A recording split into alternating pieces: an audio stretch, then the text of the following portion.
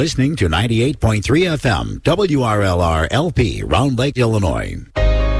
When times get dark, we can't see the help that's all around us. Maybe you're not sure how you'll make rent, or you lost your job. When you don't know where to turn, let 211 be your guiding light. Our guides are ready to connect you with the help you need. 211, how can I help you? Call or visit 211.org. 211. Get connected. Get help. A message from United Way and the Ad Council. Hi, I'm Carson Beck. Do you want your weekly dose of Lake County High School sports? Well, I got a show for you. Tune in to the Lake County Sports Scoop on Mondays at 5 p.m. Central Time on 98.3 WRLR, the voice of Lake County.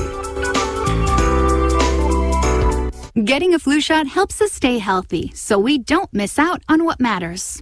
Like that family movie night your daughter can't live without.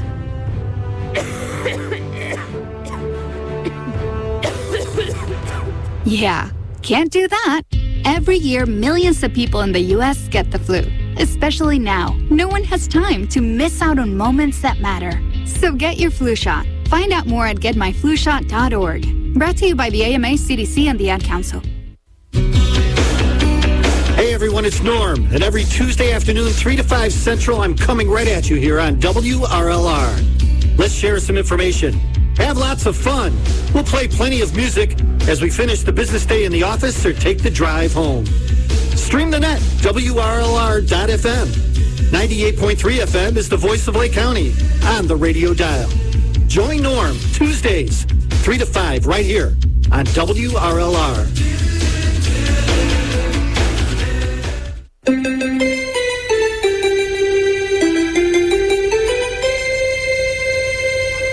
You're listening to 98.3 FM, WRLR LP, Round Lake, Illinois. Now serving C166. Ooh, crazy's what they think about me. Ain't gonna stop 'cause they tell me so. 'Cause 99 miles per hour, baby, is how fast that I like to go. Can't keep up with my rhythm though. They keep trying, too quick for the lines they throw. I walk to the sound of my own drum. It goes, they go, we go. Hey, yeah, yeah, yeah. Oh, here we go. Feel it in my soul. Really need it so good. Good evening. Welcome into the one and only Lake County Sports Scoop.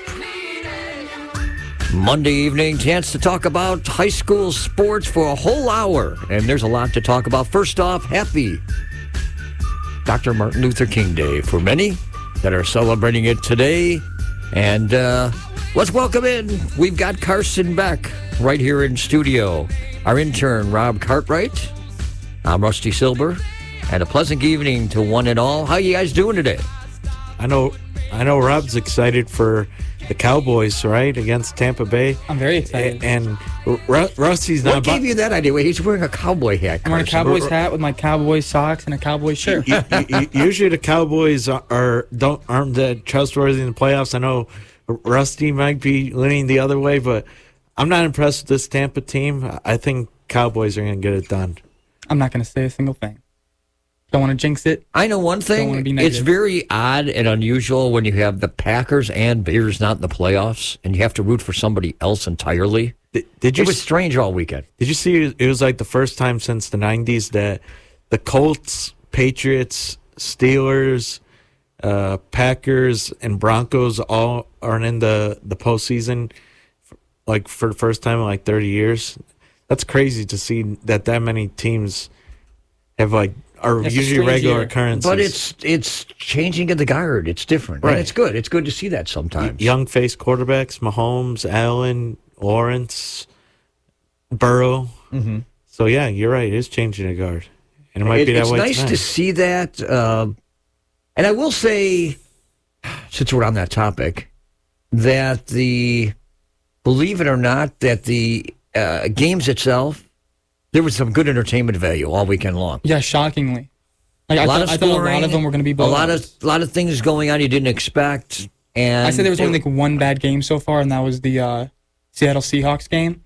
But even in the first half, it was close, but the second half it was a complete blowout. Oh, it completely went there, and who knows what happened to Jacksonville, how they won that game. Yeah. That was just unbelievable. Down 27-0, and they come back to win that. They said it was the largest collapse in Charger playoff history. Yeah, but the third biggest comeback.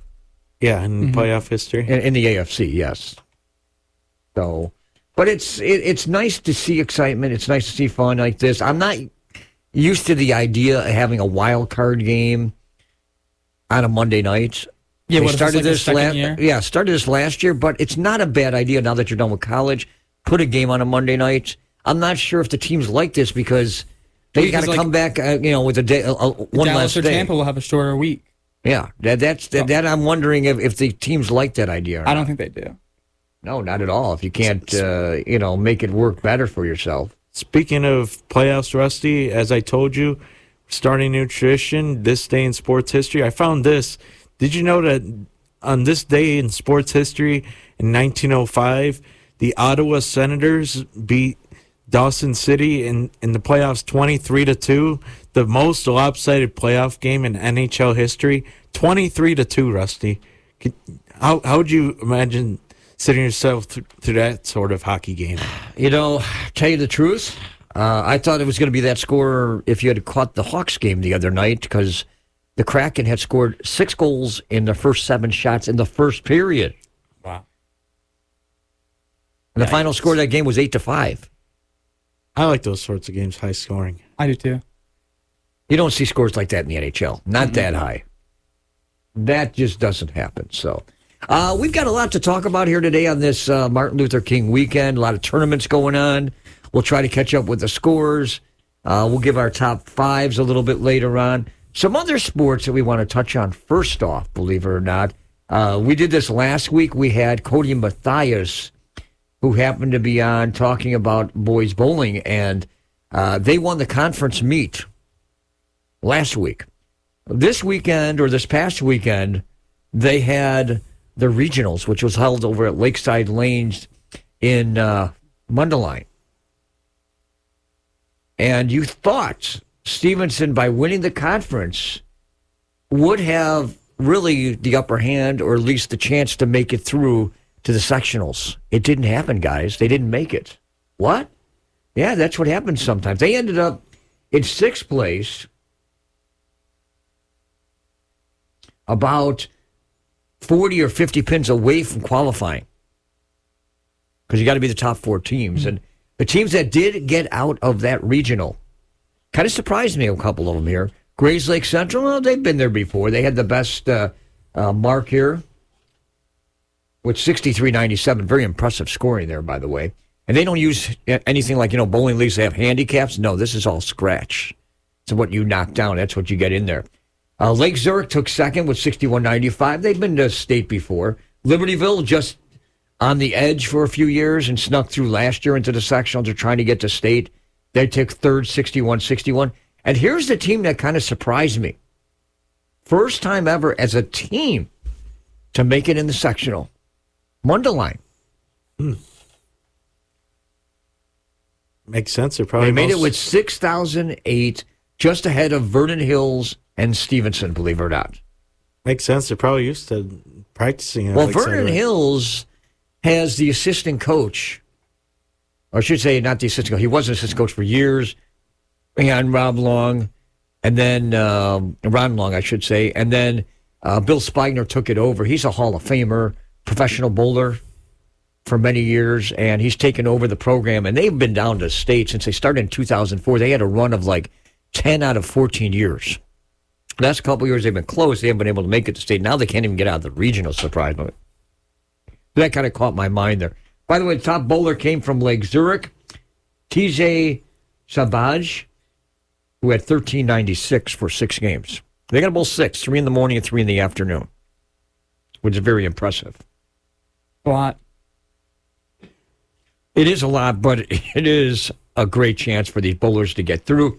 Some of the individuals that got through, because Grant didn't get a team through, I thought they would sneak through too. Matthew Ayers, Zach Shoemaker from Vernon Hills. Waukegan got a couple bowlers through. William Grenier. Nate Helton from Grays Lake North. Ryan Helgren from Zion Benton, which Zion Benton, I mentioned, had a new team this year, so they got somebody through. Ender Star, the leader from Stevenson, got through as an individual. Jacob Adams, the other from Waukegan. CJ Mendoza from Vernon Hills. And Jackson Shearer, who also got through. I wonder if that's in relation to the old sportscaster Tom Shearer. Could be. S-H-E-R. So those are the ones who'll get through. They'll be in Rockford next week, and this is where the competition grows. You get 6 teams to get through, but you got a lot of Rockford schools in this that's going to battle. So we'll see what happens next weekend on Saturday, who's going to get through. I got my fingers crossed on this. But very impressive bowling. So the state will be coming up after next week. They'll be at O'Fallon Lanes, which is in downstate Illinois. Pretty close on your route, believe it or not, to St. Louis. Okay. So this is like the most furthest south tournament. So I know they used to have golf one time. It used to be in Marcadia. But, so it's near like SIUE, sort of? Right near SIU Edwardsville, believe it or not. So it's pretty close to there. And it's not that far away, but it's pretty close in that area there. But it's right near St. Louis. You got O'Fallon is right in that general area in the St. Louis area. But it's a good place to have it. They've had the tournament there for many of years, believe it or not, since they started boys bowling. So they were talking about bringing it up here. They were going to have it at Hawthorne Lanes at one point, but then they changed their mind. Well, let's kind of change ourselves over to girls gymnastics, which there's a team that I believe, again, and this seems to be a routine. You notice how I worked that in their routine for Vernon Hills girls gymnastics. And I happen to have Denise Caton on the phone. Denise, how you doing today? I'm good. How are you? I'm doing okay. How's your weekend? I heard it was pretty good with the Lake County girls gymnastic meet on Saturday. We had a great weekend. Obviously, winning the Lake County tournament is a big thing, for us. A lot of the top schools in the state are within Lake County, so it's nice to kind of, as we're starting to get into postseason, be able to compete against those schools and, kind of see how we hold up, between all those top great schools. Now, Denise, I've been looking at the scores. You know me, I'm always intently keeping an eye on this. And I haven't really noticed many schools breaking 140 this year. And help me, you're a coach. What's different this year that is slowly seeing these higher scores? Yeah, I think, and we struggled too. Like, if you were to look at our scores, we kind of dipped a little bit. This is the first year back, where obviously, coming out of COVID, without masks and, sickness has played a big role into it. Some injuries here and there. We're kind of, dealing with a little thing here and there. And with the sport of gymnastics too, it's, kind of all about how your day is. Are you staying on beam? Are you, hitting bars? So I feel like a lot of teams, even including us, are kind of having, a little bit of ups and downs this year. And then, on top of that too, it's, who you're graduating. If, you've got 2-3 seniors, and then you kind of have to rebuild a little bit and you're not quite, where you were years before. Mm-hmm. Now, I know you had a nice meet last week with Deerfield, middle 140s. Saturday, I think, was 145.65. Correct me if I was a little off there, but I thought that's what I saw. But those are 2 quality scores in what's in the rest of the state so far. Yeah, we're right at the top there. Obviously Saturday we were in the, I think for Deerfield and Lake County we were in the 144s, which are top scores for us this year. So we've been, trying to really put things together, and just kind of not dive too deep into what other schools are doing. We're just, kind of trying to stay within us, but also, obviously keep an eye on, who else is throwing out those bigger scores too. Mm-hmm. Now, why don't we mention some of the great ladies that you have on this team, because you've got a lot of talent. I know there's a trans sisters that are really good, and they're still with you, and they're giving a lot of talent to the team. Yeah, both Becca's my senior, and then younger sister Livy's a sophomore. I mean, their bond, their athleticism, their confidence. I mean, they're basically, one of those dreams, as a pair of sisters that every school wishes they had, I mean, meet after meet, just going out there and hitting big and doing what they need, for us to kind of elevate to where we need to be, by the end of the season. Mm-hmm. Of course, we mentioned this before when we had you on. From last year, they have an older sister who went through Vernon Hills, and that's Ellie Trans. So where kind of like the talent comes from. If it's in one sister, it's going to be going down the line in the family.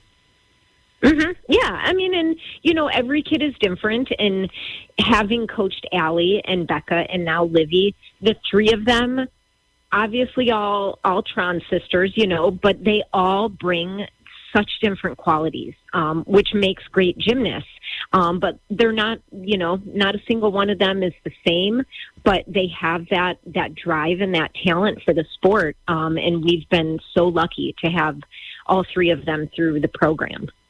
Who else do you have on the team that kind of helps out with them? One of my juniors, Annika Chudy, was on the team last year as well. And, she's, one of our top scorers as well. Ani's had, I don't want to say a rough season, but ups and downs. She hasn't quite hit her full stride yet. And we're hoping in these next 4 or 5 weeks that she's hitting that stride. We're working hard, and then I have another senior on the squad, Jessica DeLorme. She's been, varsity since her freshman year. And she's pulling out all the stops. We threw a new vault on Saturday, at Lake County. And then I have two others on my squad who I pulled up from JV from last year, Sarah Gutowski and Christina Raquel, who have been wonderful additions to our varsity squad this year. Coach, you mentioned some great names on your team.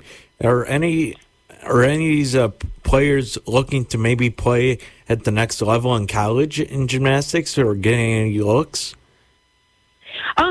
I mean, Livy and Ani both, we talk about it. Me as a coach being a college gymnast, like I understand that world, and and they've there's I think some possibilities. They attend college camps in the summers, and I think that's something they're looking toward. Obviously I won't speak fully for them, if that's exactly where they want to go, but I think it's definitely on their minds for sure, being a sophomore and a junior, definitely. Coach, you mentioned the success you had this past weekend. In which areas have you seen in this gymnastics squad your team excel the most, and maybe what are some areas you still want to see some improvement upon? I mean, we've been excelling on balance beam, which in the sport of gymnastics, beam is one of those events that it either makes your meet or it breaks your meet, whether you're staying on. And, as a gymnast myself, beam, I loved it. It's a specialty of mine. I loved it. So I really focus on that with the girls because I know how important it is to a meet, whether you stay on or not. I feel like, bars a little bit, some, handstands and things like that we could, definitely improve on. But floor and vault have been strong events for us. So maybe just focusing a little more on our bar swing, to up that score a little bit more this season. Mm-hmm. Denise, one thing that gets my mind about your gymnasts is what they do together. So what keeps the team together? Whether you have meets or maybe in practices, what's kind of the mold that they have? I mean, a lot of these girls have grown up together, and it's just inside the gym, we try and keep it as light and positive as possible. And, every squad goes through ups and downs, and absolutely we did. We've had rough days and, hard days, but like trying to keep it positive, trying to look at that end goal without having too much pressure. Like obviously, we would love to be back at the big show again in a few weeks here, but it's just small steps, small goals, getting us, from meet to meet with improvements and just kind of taking those steps up, toward that state meet. Mm-hmm. Now, just taking a look at, the sectional, I see how it's set up, pretty much normal in our standards. A lot of the Lake County teams involved with some of the central suburban teams. What are your thoughts the way it's set up? Because I see that you're going to be at Lake Forest with Buffalo Grove, Lake Forest, and Mundelein. Yeah. So our regional, we're at Lake Forest this year. It looks great. Those are fabulous teams. We love competing, against all them. Obviously, we've got a goal for ourselves for that meet, definitely having won our regional last year, it's a goal of ours to continue. But it's a fun meet too, like, Mundelein and Lake Forest, and, we compete against them often. But it's a good competition for us. It keeps us on our toes, and it keeps us reaching for our goals too. I know this is early, and I hate to do this to you, but I'm going to have to kind of throw this to you. Getting back to state, a chance to win a state meet. I know how good it was last year, and Prairie Ridge stepped up and kind of took it over, not only yourself, but Carmel too. But is it there this year? Is there a chance that you could do it? I saw some scores on Prairie Ridge. I don't know what to believe because they tend to hold back until they get to the series. Mm-hmm. Yeah, this year, so last year we, up until, the state meet, we never competed against Prairie Ridge. We've seen Prairie Ridge twice this year. They graduated some wonderful gymnasts. So I think they're, trying to rebuild.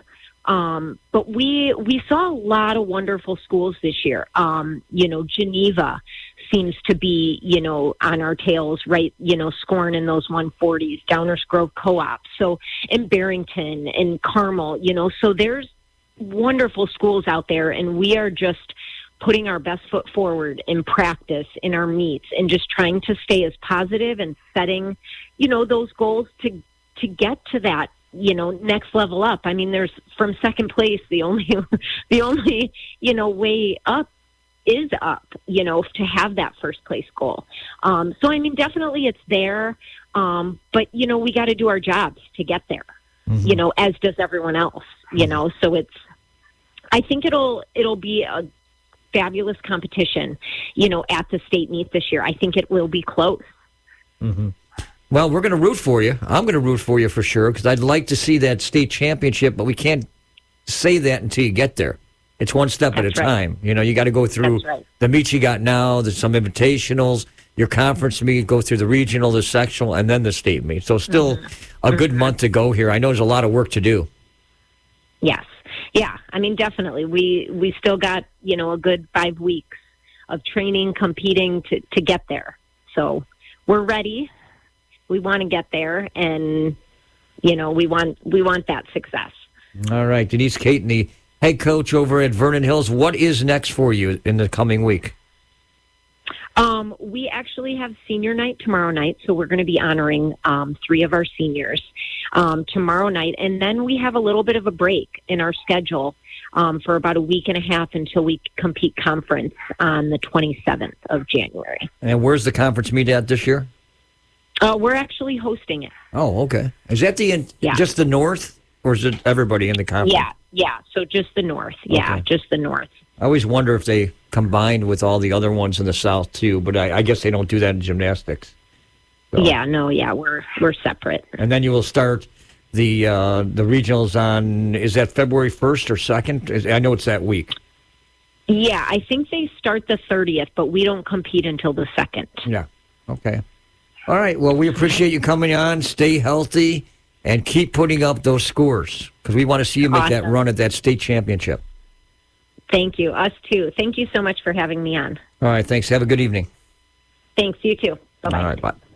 Denise Caton, the head coach over at Vernon Hills High School.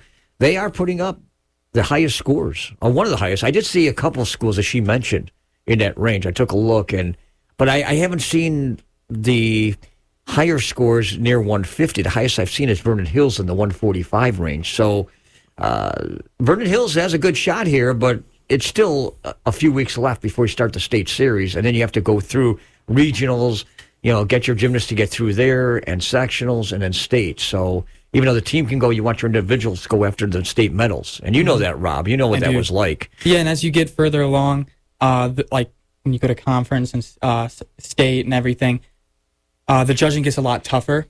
They bring in a lot of the club judges, some judges I recognized when I was doing it, and you notice your scores start to drop, but everyone's scores will drop because the judging is a million times tougher. You just got to really be on your P's and your Q's. And that's one thing I will say, covering the meets over the years, the judges that you see have so much experience. They do.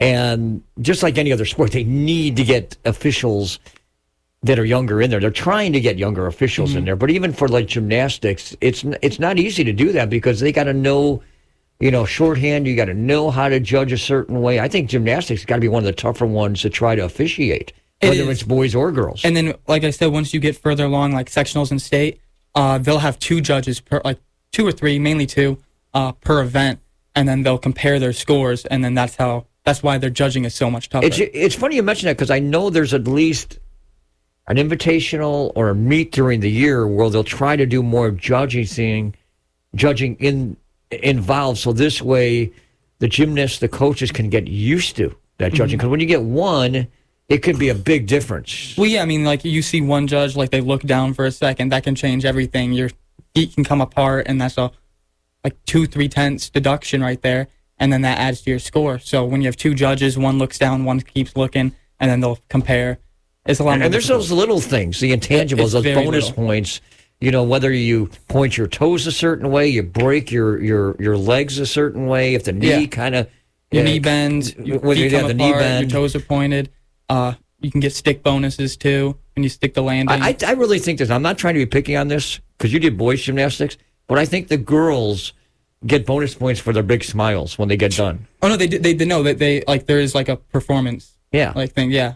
You know what I'm getting at? I don't know if that works in boys. In boys, we don't really smile or anything like that. Girls on the floor, because they incorporate like dance in it too. Oh yeah, yeah. I mean, it's a lot of work, believe me. But whether it's girls or boys, it's a lot on both sides. But it's kind of tough because I know not only the girls but the boys. We've talked about this in the past. It's getting tougher to keep these programs going. I know the boys, unfortunately, right now are on the edge, and we've heard some rumors that it may turn into club after this year. And it's been talked about. We haven't heard from the IHSA on this yet, but it was talked in the media recently on that. Yeah, and I'm not shocked. Ever since I was little, wanting to do gymnastics in college and stuff, even in colleges, they're dropping their programs. There's just a handful left.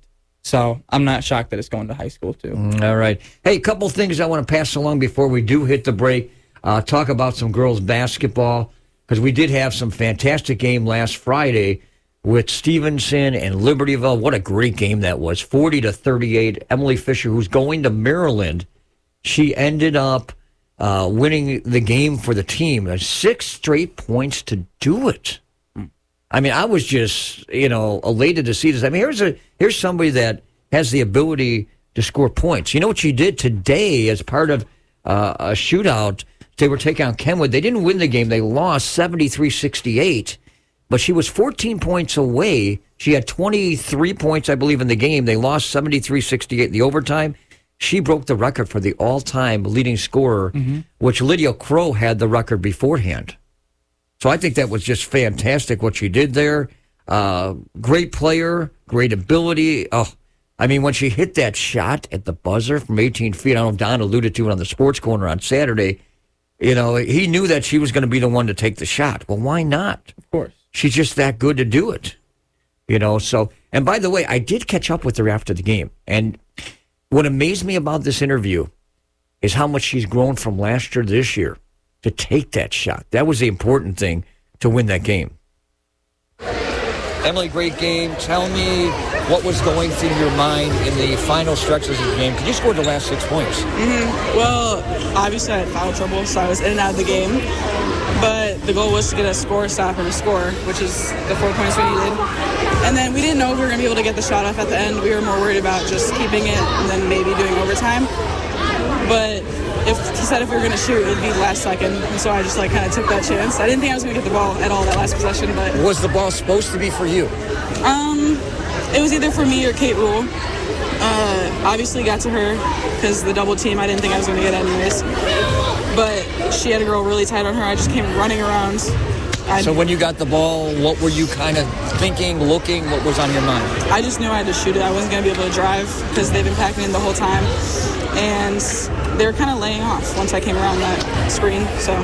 And when you kind of set it up and let it go, what did you see? There was just hands on my face. I had no idea if it was going to go in or not. I just knew it was straight, so I was hoping for the best. What does it mean to win a game at the buzzer against Stevenson? And you beat them twice now this season. What does that mean to you? I mean, this is what I was excited for this year. It was my last year. We haven't been beating Stevenson the past few years, and it just feels great to actually do so this year as a team. I'm going to bring something back. When we talked, when you decided to go to Maryland, when we first talked about that, you said you're a winner. You said Maryland's a winner. Mm-hmm. You're a winner out here. How does it feel? You matched something here from, a year and a half ago, if I remember correctly. I feel like I've just grown. Since last year. I have way more confidence this year. I probably wouldn't have taken that last year for sure. And it's just, I wanted to win. That's what I wanted to do for sure. Congratulations. Nice shot, nice victory. Great job. Nice talking to you. All right, there you go. Emily Fisher, who is going to Maryland. And I like the interview because you can kind of tell the maturity in herself. And the one statement saying, I wouldn't have taken that shot last year. She did it this year, and you could see it. You knew it. You knew it was going to happen. And what a great ability. And one thing about that game on Friday was the ability of Rachel Rule. Kate Rule is one thing, but Rachel Rule has really risen in her game. She might have been the MVP in that game. Even though Emily Fisher makes the basket, we gave her the MVP because of that. Because Emily is just that good of a talent. But what Rachel Rule gives to this team, I saw something more than I've never seen before. Because she is the twin sister of Kate Rule. Kate Rule has done a lot with this team. But I'll throw this to you. In the game against Kenwood today, Emily Fisher had 24. Rachel Rule had 21. Kate Rule had 13 points and 5 rebounds. Does that say something, guys? It really does. And I want to throw this in if I can, because Greg Peterson talked about what Rachel Rule and the rest of the team does. Well, Coach, great game, great finish. The way you ended the game, what are your thoughts getting this victory and to beat Stevenson twice? Well, we had a disappointing game on Wednesday night against Lake Zurich, and our team felt like we didn't play well, and we really, more than practice on Tuesday or on Wednesday, Thursday, the day after, we watched film. And we broke things down, and people were exposed in that Lake Zurich game for inadequate defense especially.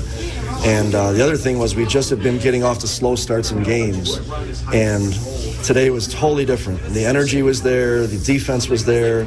Emery Klatt had 22 points, and I feel like we played strong defense on her. That's how good she is. And just a great response to getting that one conference loss. This is what you want to see out of your team, so I'm really happy. Mm-hmm. Speaking of Emery Klatt with her 22 points, she took over in that fourth quarter, built a 4-point lead. Yeah. And in the last minute, your best player, Emily, comes up, Emily Fisher, and kind of takes over the team to lead you to the victory. For us, it was a matter of getting scores and stops and scores, which is just something that we believe strongly in, and we preach it to the kids. And in the huddle, when we were down 4, we wanted to set something up, and we said, if we score, all you have to do is get a stop. You get one stop, and we can come down and get a chance to score again. And what ended up happening was a score, stop, score, stop, score.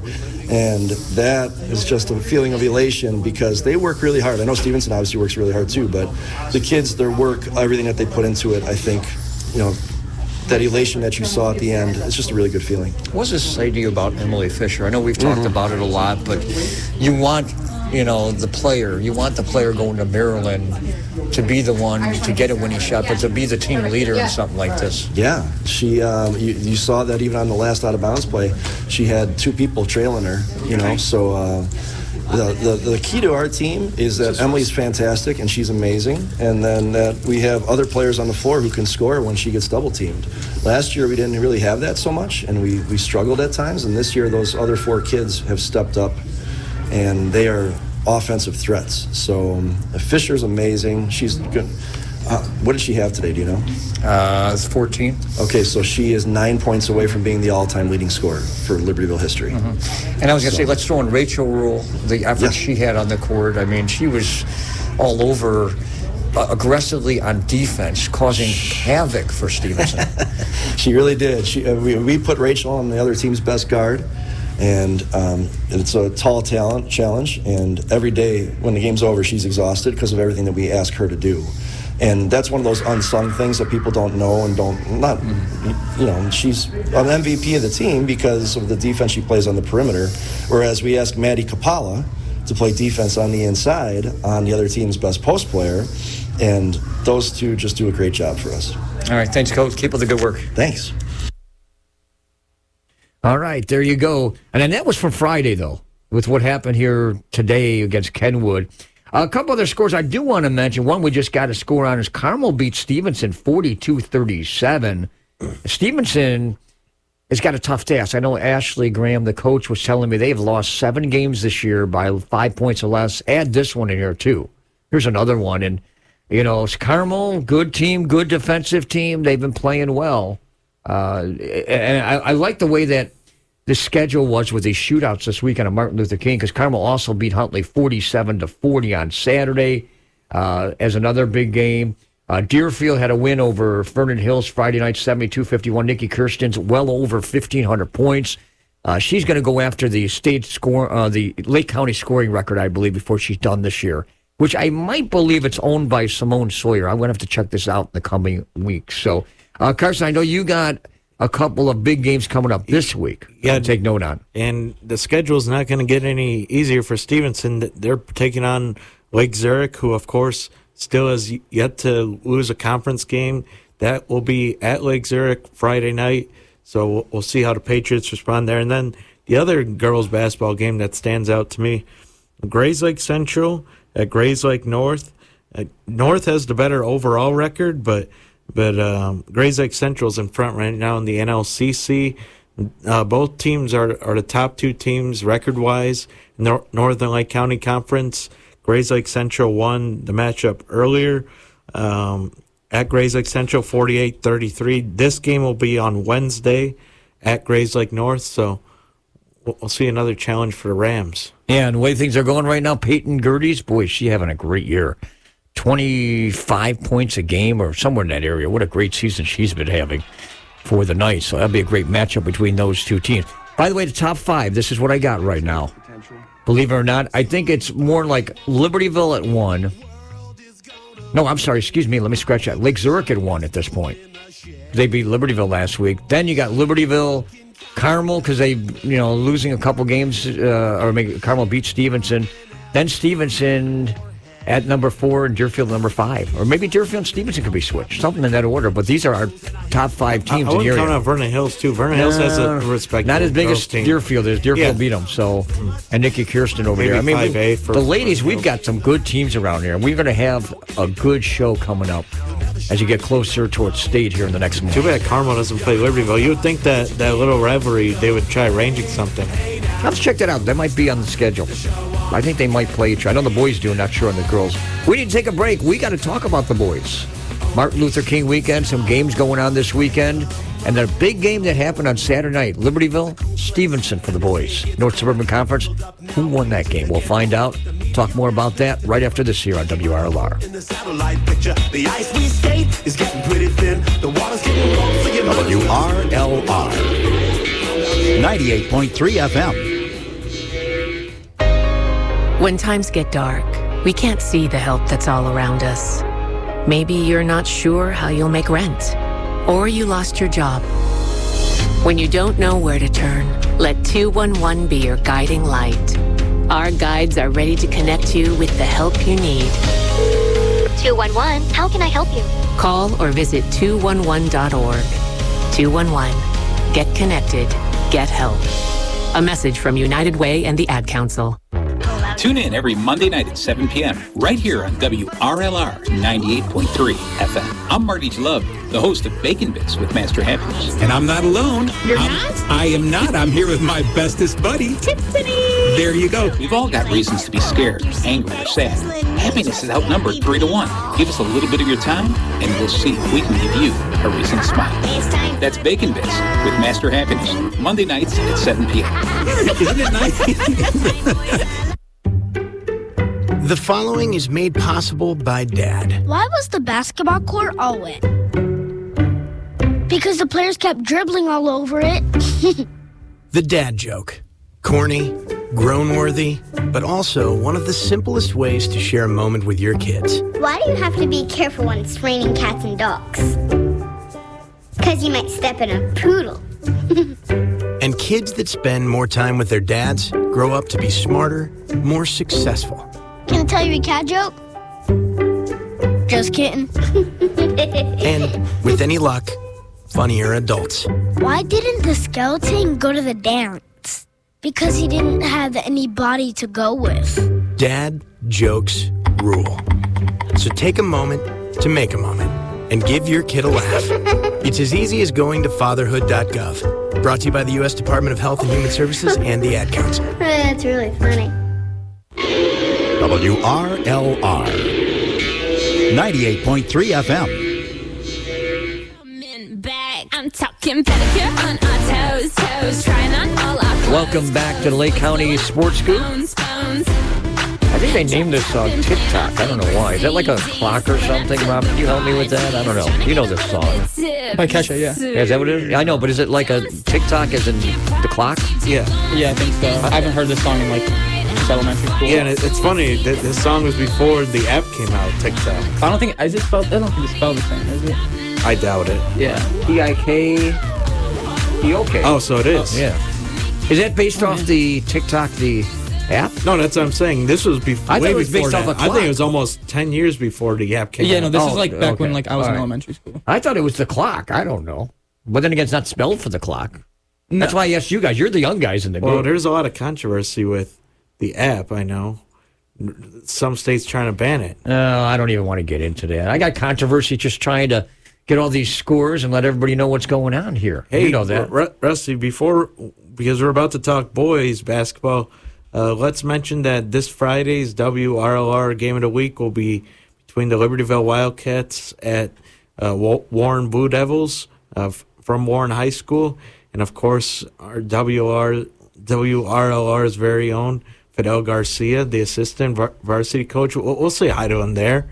Right, Rusty? I guess you put it that way, but you can't do two things at the same thing, or two things at once, so say it that way. But I'm glad you brought up Libertyville, because Saturday night, North Suburban Conference, what a matchup. Libertyville against Stevenson rivalry. We saw that Friday night with the girls. You think it was just as good with the boys? I think it was. I took a look on social media. I saw a big crowd out there, and I'll say this. I just don't think that Stevenson... they're good. I get that, but Libertyville's strength of defense, I think, outclassed Stevenson just a notch better to win that game the other night. And I think it shows up, maybe, I don't know if it shows up on the court more than it can show up in a scorebook, but, you know, you look at the teams, they're both good teams, and Brian Zerkowski has the ability to get things done. But when you go against somebody like Pat Ambrose, who's a Hall of Fame coach, and we've seen this before, sometimes you just get out-coached, but this time around, you got to hand it to, because Libertyville did get the win 62-53 in this first meeting against one another. They're going to play each other early next month, and I'm looking forward to that one, because that game will be at Libertyville. But, you know, could these teams meet again a third time down the road in a sectional final? Maybe. It's a possibility, but you know, defense wins games. You got to score points, but when your defense comes into play at the end of games, how many times, guys, have we talked about that? If you can play the better defense when the time it's needed in the final minute of a game, final 30 seconds, final 10 seconds of the game, you're going to win that game out there. Yeah. And that's what happens out there. I got to give a lot of credit on that. So Libertyville got the notch on that. I do want to mention earlier last week on Wednesday, Grace Lake Central beat Lakes very, I would say, somewhat competitive game. Grays Lake Central won that game 55-45, so Grays Lake Central has the lead in the Northern Lake County Conference at this point. They seem to be the better team. However, Grays Lake Central started out in a Martin Luther King tournament over the weekend, the Deerfield Lake Forest tournament that they combined together, share facilities, which was completed today. And I hate to say it, Grays Lake Central did not match up well with Grays Lake. With Lake Forest. Let me say it that way.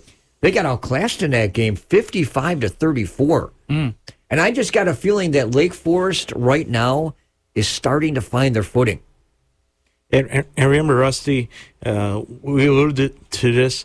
Some of those hiccups around that Lake Forest had, they didn't have Asa Thomas in those games. So they also had another starter out, too. So Asa Thomas, who had an ankle injury against Glenbrook South before Christmas, is now healthy. That's the word I got today. They actually beat Deerfield in the final of that Martin Luther King Classic. Asa Thomas had 26 points, hit a number of three-pointers. Tommy Aberle added in 15 points. They beat Deerfield by a score of 61-50. So I really believe right now Lake Forest is starting to come together. They're looking like, hey, they can do these things. So I do want to run through some other scores that we got here. At Wheaton Warrenville South, Warren was out there, and what did they have? What did they have today? So earlier today, they beat Lynn Blum from Chicago, 79-63. That was earlier this morning. However, this game just got final.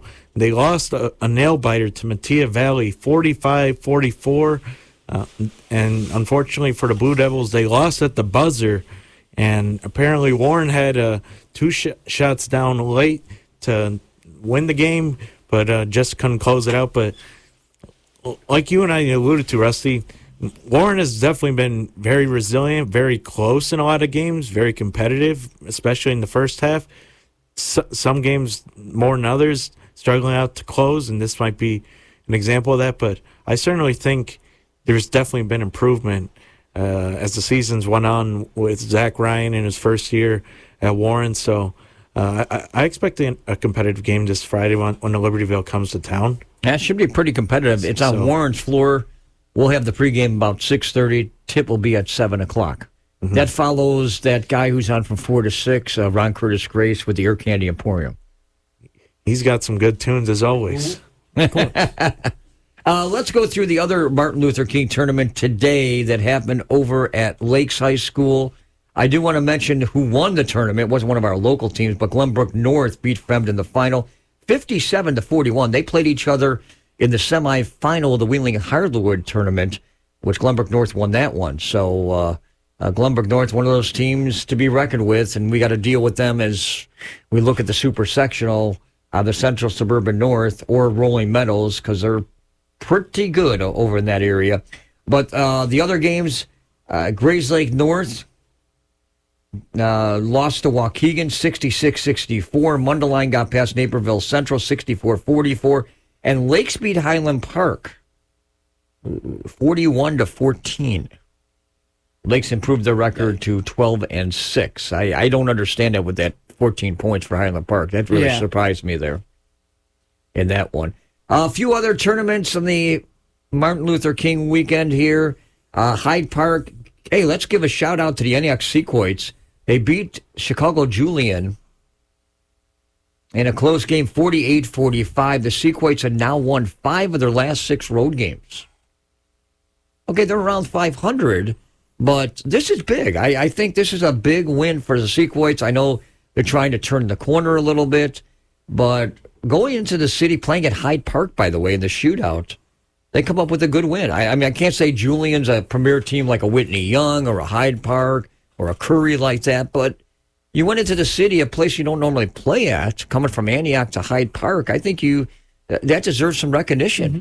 So shout out to Seawards. That team they just beat is second in their conference in the CPS division they're in. So definitely a formidable foe. And they got some favorable games that's staying down the stretch here coming up. Wakanda Wednesday, Round Lake Saturday. So I think there's certainly an opportunity for Antioch to make some noise in the NLCC despite right. Grays Lake Central still being on top. At Geneva, Stevenson upended St. Viator 64-48. Patriots now 14-3. David Salinas led the way with 20 points. At Marshall, North Chicago was taking on Perspective's lead. They had a game yesterday in North Chicago. Didn't fare well against a team against Flint, Michigan. Other games today had Uplift, Butler, and Zion going at each other, Wakanda and San Francis de Sales. And that is the list of boys' games coming from this weekend. Oh, I did forget one that caught my mind. It was a non-conference game. Vernon Hills fell to Hoffman Estates 45-42 in overtime. That was today. So that covers most of the Martin Luther King tournaments from the weekend. Back on Friday night, we should mention the Central Suburban North, Niles North, looks like they have the lead now in the conference at this point. 2-game lead or 1-game lead over Deerfield. I think they play each other this coming week. But Deerfield beat Vernon Hills last Friday 46-37, and Maine West beat Highland Park 59-58. Carmel again lost another game in the East Suburban Catholic. They have not won a game in the East Suburban Catholic to this point, so a very tough division to take on there. Carson, you do have records to go through, but let me throw the top 5 out. All right, go for it. On the Rusty. boys. Yeah. Number 1, Libertyville. Yep. Number 2, at this point, Stevenson. Okay. I'm going to go there. I mean, it's tough. You can say Stevenson or Grays Lake Central at number 3, and some people might say, hey, maybe Lake Forest should be at number 3. Not yet, because they're only, believe it or not, 12-6 at this point, and they're coming on. And I expect them to be one of the best teams in the Lake County area by the end of the year. And like you mentioned this on the phone, remember this year they're 3A and not 4A. Usually they've been 4A, so they could have. They're going to avoid like Libertyville and such in the playoffs going. Mm-hmm. So Lake Forest at 4 and Deerfield at number 5. Because Lakes had that stumble, I think, against Grays Lake Central. Okay, go ahead with records. All right, so we'll start North Suburban because that's the games that we got this week. Libertyville is still unbeaten in conference, 5-0, but Stevenson right behind them. Same amount of conference wins, but they have that loss to Libertyville from last week. Both teams only 3 losses overall. Lake Forest 4-2. They're in third place, 11-8 over. 4-2 in conference, 11-8 overall. Then Lake Zurich and Warren are tied for 4th at 3-3 apiece. Warren 500, Lake Zurich 11-7. Then Waukegan 2-4, slightly below 500, 9-10. And we've seen them challenge like Lake Forest in the past, so certainly not indicative of where they are in the standings. And then Mundelein 7-10, 1-4 in conference. Zion remains winless both overall and in conference play. Over to NLCC, Grays Lake Central still unbeaten in conference play, 17-2 overall. Lakes 11-6, 4-1 second place. Grays Lake North below 500 at 8-10, 3-2 in conference. And then we have a little log jam between Wakanda, Grant, and Antioch for the 4th place. And then North Chicago 3-15 and Round Lake 1-17, still looking for that first conference win. And then, like you mentioned, Niles North has that big gap in the Central Suburban as they still haven't lost a game yet, but they're 15-4. Deerfield has a good overall record, 14-4, only the 1 conference loss to Niles North. Maine East 3rd, Vernon Hills 9-11, 2-3. We saw them play a couple weeks back. Highland Park 4-15, 1-4, and then Maine West.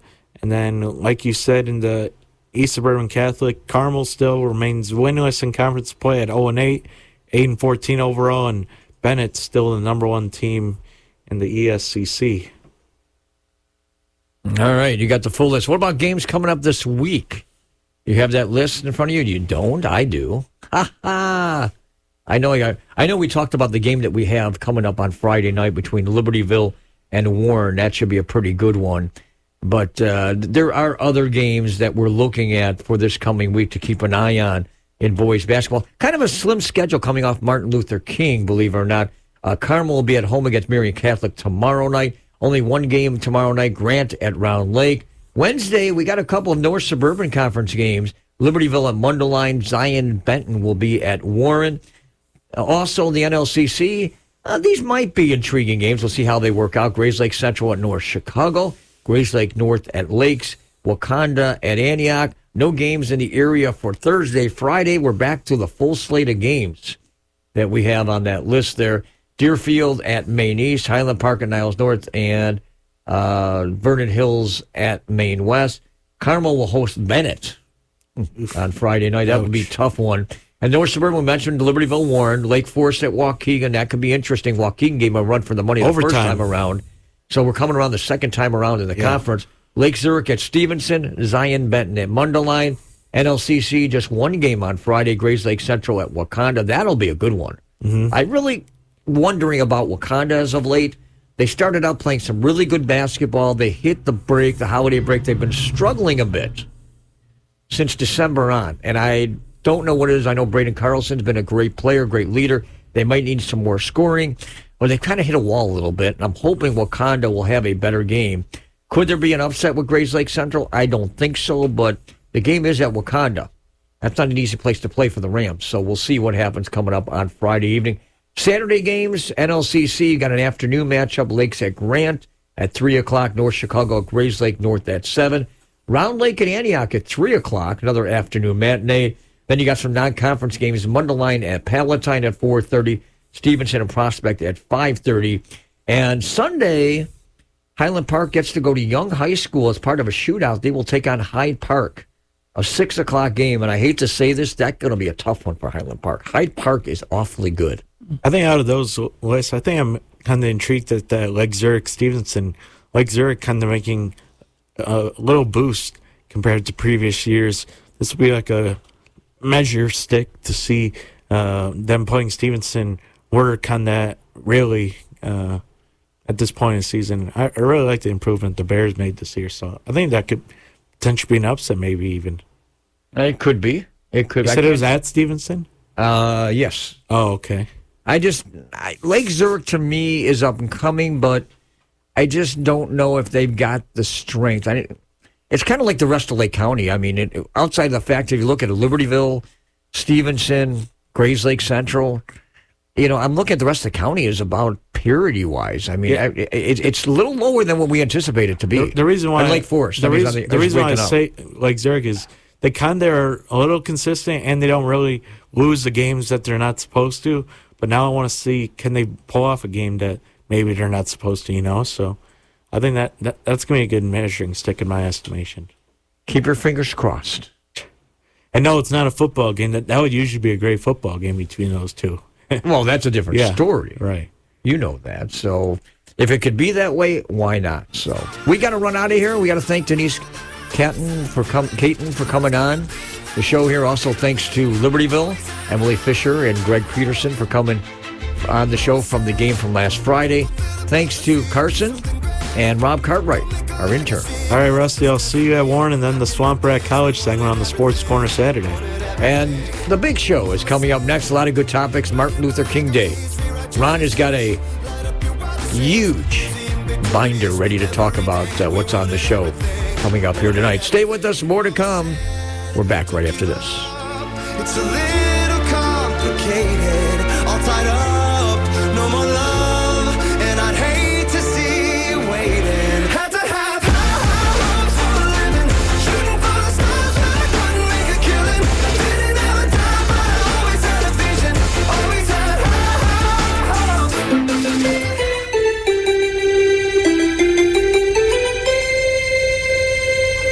You're listening to 98.3 FM, WRLR LP, Round Lake, Illinois. WRLR is community radio. I feel much more informed with what's happening today. When we say community, we really mean it. It's not like corporate, and it's just a good station, We don't belong to some large corporation that makes a profit from this station. Because I like the diversity. And listeners won't be forced to listen to large blocks of advertising. Operations at community radio stations are made possible through grants and underwriting from companies within this area of operation, and donations, funds, and equipment, services, and time from area residents. residents who volunteer their time to get involved. It's as if it's my next door neighbor talking to me, only he's on the radio instead of next door to me. Real people just like you. I like them. They tell it like it is. Local focus, local news, local music, of the local people, and by the local people. It's different than the rest of the stuff I hear. I love the show. I listen every day. WRLR.